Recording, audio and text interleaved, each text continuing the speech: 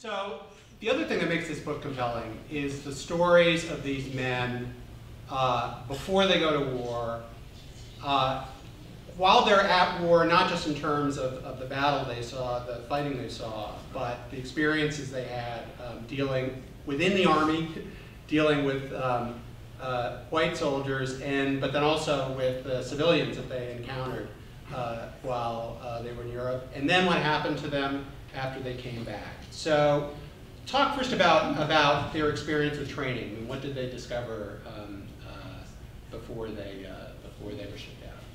Well, training was interesting. It depended if you were from the north or the south, how much of a shock this was going to be.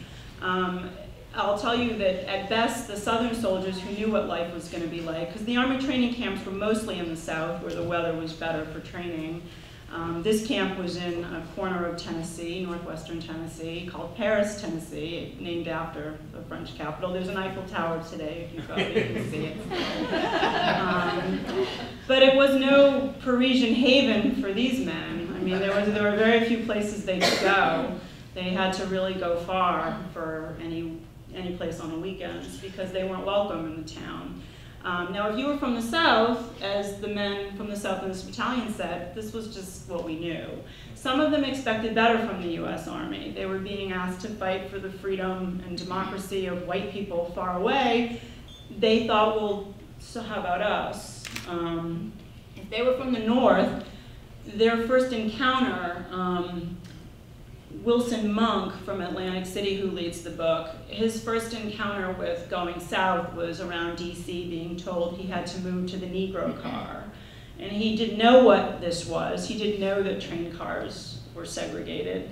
And that car was always hard by the dirty coal engine. So if you were a soldier in your khakis and you looked crisp and nice, by the time you got off this train, you were just covered in black dirt. So that was a shock, and a lot of the northern soldiers weren't taking that, and they didn't like to be told where they could sit on a bus, and you know, there's a lot of stories in the book about this, and a lot of stories in the National Archives about it too. There's a lot of stories of white soldiers from the north who came to their defense, who were arrested with them on specious charges, and things like this.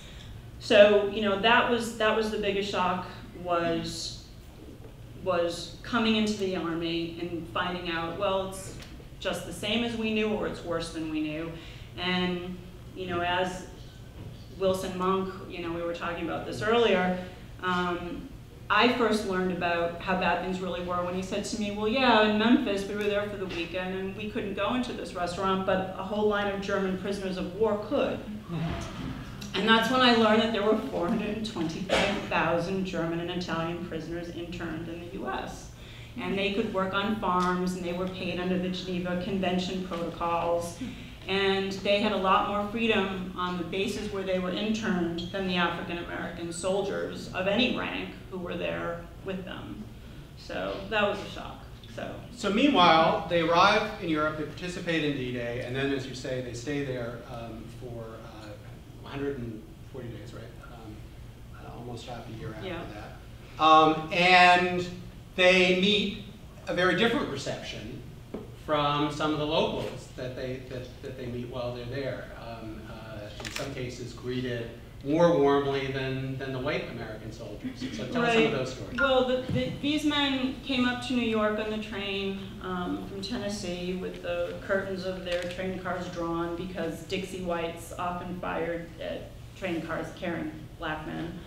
And they arrived in New York, and they eventually left from the West Side, Pier 86. There were 3 converted Cunard liners, the Queens, the Mary, and the Elizabeth, and the Aquitania, sister ship of the Lusitania.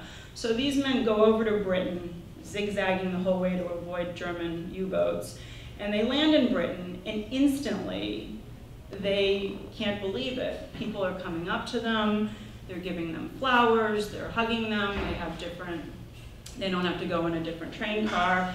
And these men in this particular battalion were in Oxfordshire and Wales, and especially in Wales, where they had always been the underdog with the English, they were treated like kings. I mean, these are the words the men use. Like, it was a spark of light said Arthur Guest, whose picture you'll see.